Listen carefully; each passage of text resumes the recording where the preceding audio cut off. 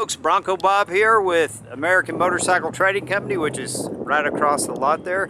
I'm here with Jimmy V, and he's going to walk around this fabulous fifth wheel coach. I'm going to turn it over to Jim V. Hey guys, what's going on? Jimmy V here with American Motorcycle.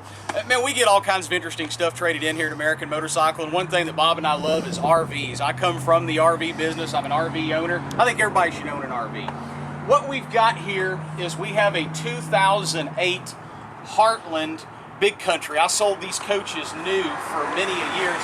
These are all Amish built coaches up in Indiana.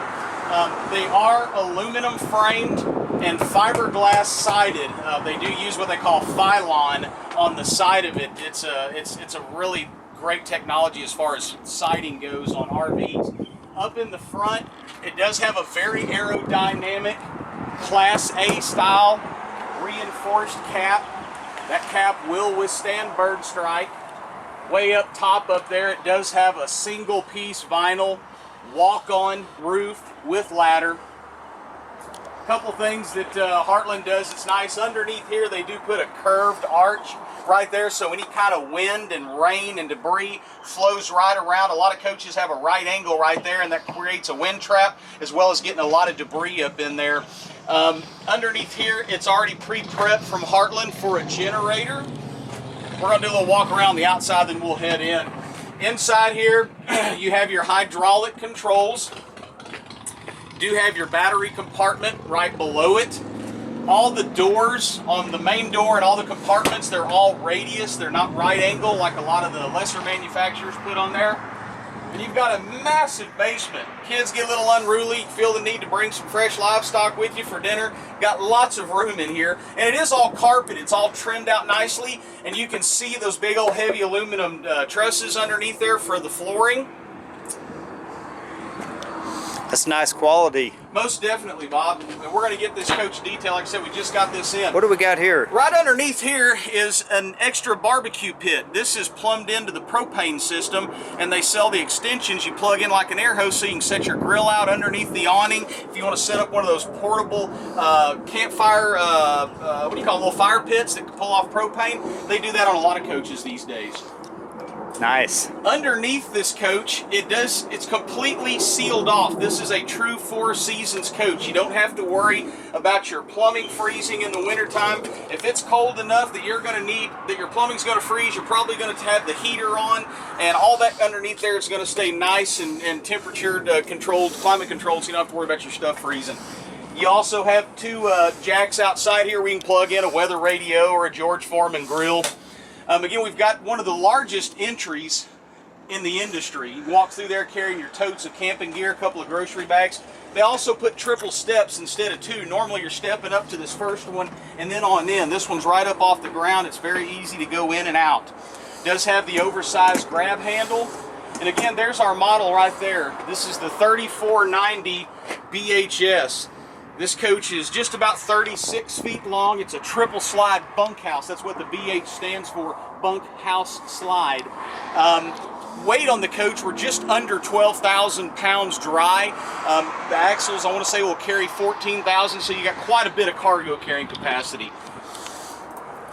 Those are the 8-lug axles with the 16-inch wheels.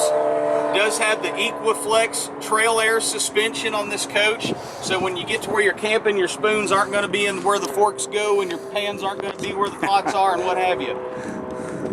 Again, all radius windows.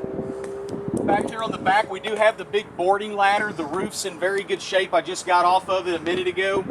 Does have this big oversized bumper.